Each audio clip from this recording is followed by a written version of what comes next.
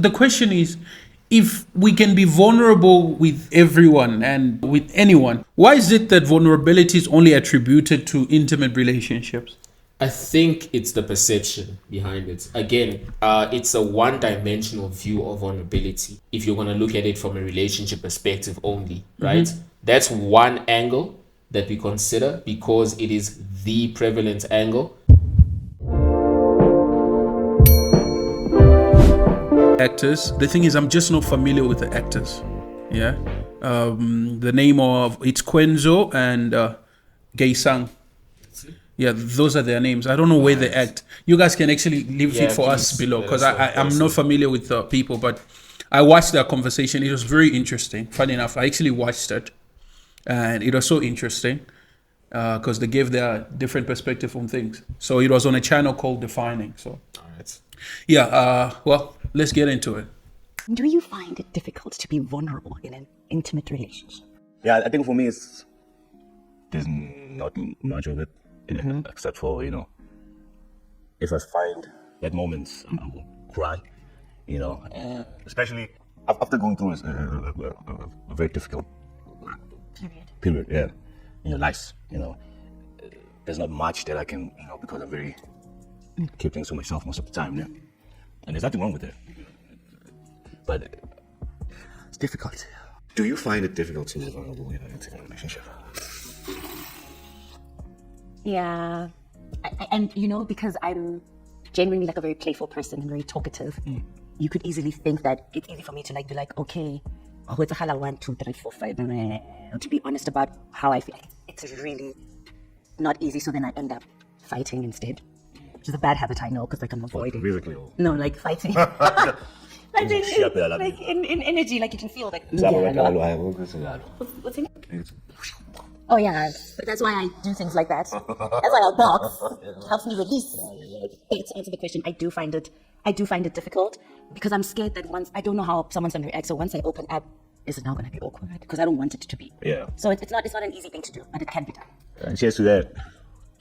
What do you think, bro? I'm just obviously going to take the guy's perspective. They asked him if he's comfortable with being vulnerable, vulnerable in an intimate relationship. Yeah. Honestly, and I think I have told you this before many times, yes, to an extent. Okay. Because if you're talking intimate relationship, you're talking something that is built fundamentally on a lot of good ground. Yes. It's got a very heavy base, right? Yeah. So we're not just like surface level with each other. Yeah. We have a connection which is emotional, mental, spiritual, whatever you want to call it. So yeah, I think that warrants being vulnerable from time to time. But you can't disagree with the fact that as a man, it's dangerous. That's true. But the question in all this, because I watched it and my question was, what does it mean to be vulnerable and what are you vulnerable with? Now that's a good question. Yeah, because I've never really understood it. Like, what am I being vulnerable with? Like, is it secrets? Because what does vulnerability look like? And how do you know the next person is being vulnerable? Those are some very heavy points because at the same time, vulnerability is quite subjective, right? I know, yes. So, I mean, I think vulnerability means something different to everyone. Every person, because, bro, vulnerability can somehow... It's not necessarily about sharing secrets and your intimate desires or traumas or anything. It can be lowering your standard to the next person. That's one way of looking at it. Yeah, that's being vulnerable, actually. Absolutely. It's not necessarily about just sharing your secrets or telling them your deepest fears and stuff. Like, it can be you surrendering your will over the next person's will, or you accommodating the next person. That's you being vulnerable. Compromise is vulnerability. It is vulnerability. So I was looking at this and I'm like, okay, cool. They did talk about vulnerability, but for the most part, they spoke about vulnerability in terms of like sharing your deepest, innermost desires and interest or whatsoever. But do you realize vulnerability can mean forgoing what I love for the next person as well. It can. An excellent point, because when we do speak about vulnerability, rightly so, we are tempted to think about the emotional side. We're tempted to think about, tempted to frame it as weakness. Yes. In many cases, right? For the most part, it's weakness. It's weakness, or it's perceived weakness. Yeah, perceived weakness. Yeah. It's right? never strength. It's never strength for some reason, and I don't understand why that is. Maybe the word itself just gives you the connotation of weakness. I think it's the way they've portrayed it over and over again. Exactly. Do you think media has something to do with that? It's media. Yeah, it's media. It's like, bro, vulnerability can be me sharing my strength. Sharing your strengths is absolutely vulnerability. Opening up about something is vulnerability. Compromise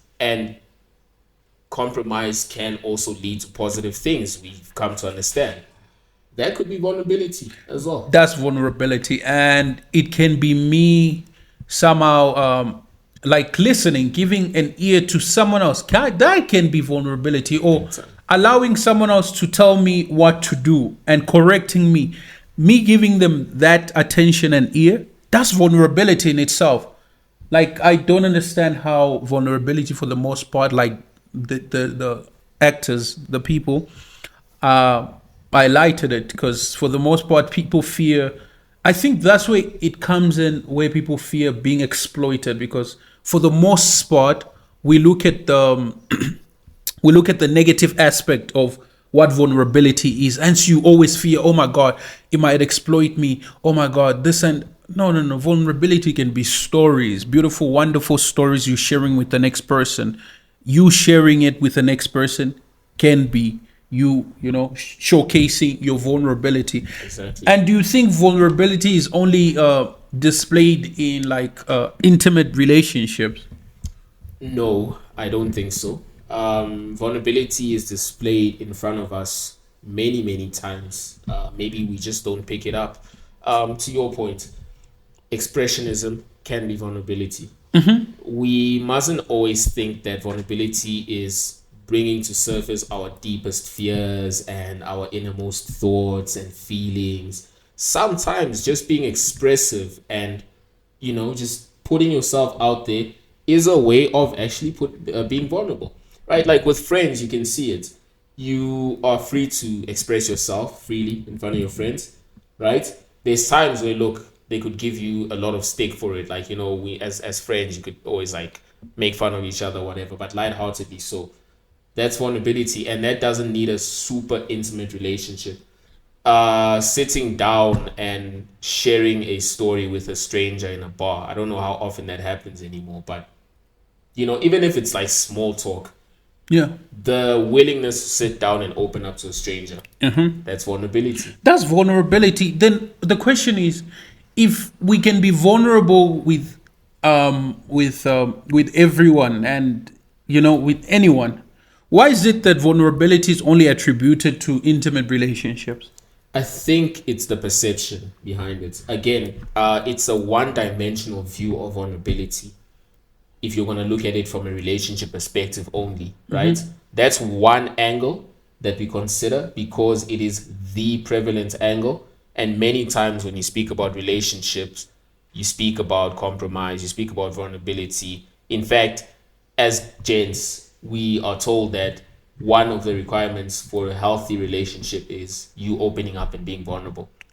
So that just resonates. Like, it rings in the back of your mind again and again and again. And when you hear vulnerability, you're like, oh, wait. I need to tell my secrets. You know what I'm saying? Yeah, but I don't think it's that way. And I think drawing a distinction between like defining vulnerability clearly and not from one perspective really frees up a lot of things. Like, you are not tempted to share your deepest, innermost traumas in hope of forming a relationship, because majority of people are actually tempted. So like, you know what, in order for this to work, based on what you said, in order for this relationship to go somewhere, or to be some form of growth in this relationship, oh my God, I need to tell him what someone did to me, this and that. It takes off that weight, because it's not necessarily that. You listening to him or expressing yourself in a certain manner is a form of vulnerability. So it takes off the weight of you getting tempted on oh no, I need to tell him this, or I need to tell her this, and oh no, it just takes off that, and you don't necessarily get tempted to share your deepest desires, your innermost traumas, because then again, it can be used against you. Silence is vulnerability. I mean, that's That's the one true. thing I picked up from you just now. You don't need to over express your feelings. Sometimes being quiet is in itself actually an expression, right? I mean, it sounds counterintuitive, but it is. It Silence is. is an expression. It And is an Is expression. vulnerability, then silence is vulnerability. Yeah, because for the most part, people like to chatter. Like when confronted, like Yeah, no, big time. They just ramble on. They just go on and on and on and on and on. And then in doing that, what you realize is a lot of things that weren't even part of the whole conversation, if you will, just starts spilling out. And then it starts painting this person in a type of way. And do you realize sometimes talking is a form of a defensive mechanism Exactly. that blocks off, like you put a block in front of you, a shield in front of you so that you are not vulnerable. But if you keep quiet, to some extent, that can be you being vulnerable because for the most part, you would be like this. Exactly. But the fact that you are quiet means you are in a very vulnerable position and you're just taking in everything the next person is saying. On one last point, don't you think also this protects people from trauma dumping and also protects the hearer from being traumatized? Definitely. Because trauma dumping is something that we've grown accustomed to. Yeah. We overshare, unfortunately, as well during the trauma dumping. Yeah. Sometimes just randomly, we just overshare, right? Silence definitely protects you from trauma dumping because, and I think there's strength in that to some extent because, like, being quiet gives you time to reflect, gives you time to recollect your feelings and process them because, unfortunately, that's not something a lot of people do. There is no processing because immediately you just want to let it out. And obviously to the recipient, listen, as far as I'm going to open up and be vulnerable and listen to you, I can only take so much. You know, like I care, but please understand, I'm a person too. I care to an extent. That's true. Another way of putting it is people don't care as much as you think they do. I mean, that sounds really mean, but They don't. The people don't care unless Yeah. your friends maybe and maybe your close family members. even then, bro, like we care, and yes, we have our own voice, you know, at the back of our head, That's true. reminding us of something that we need to take care of. Okay, that's So true. if the whole thing becomes excessive, like you are over vulnerable to the point where you overshare and overexpress, there's going to be a filter that comes in immediately that just blocks out everything. Yeah, you say. because I also don't want to keep your innermost desires. It might be overwhelming for me. Of course. And what's this? Because don't you do you feel like? Because I need to paint a clear image of this. Do you think sorry is someone being vulnerable? Because a lot of people don't say sorry. Yes. You must humble yourself to be able to say sorry and to mean it, right? Because it's easy to say sorry. Maybe not, but like the word itself and Yeah. the action and the feeling, Yeah, completely different. that's true. You must get off your high horse. You must be humble in order to say sorry. That's being vulnerable. That's true. Especially if you're not used to saying sorry. Or what? How about this? Especially if you're not used to being told you're wrong and somebody does actually point it out. Don't you see how vulnerable you become? Because now you realize this, and even coming to the person to be like, listen, I messed up. That's true. And I think the silent comes in. If you react, you put up a shield. They say, no. Immediately. Immediately, you're not being vulnerable. So, yeah, I guess it's just that. Because for the most part, I watched this and I was just like, I get what they're saying. But then again, the painting of vulnerability in the conventional media portrayal of vulnerability, and it's not really the whole picture because it's the little things that we really don't pay attention to.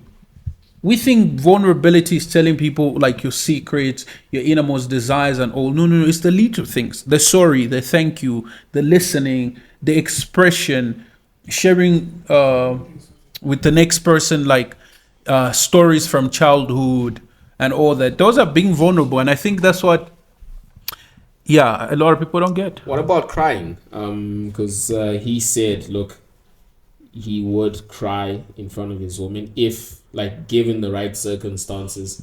Do you think it's okay for gents to cry?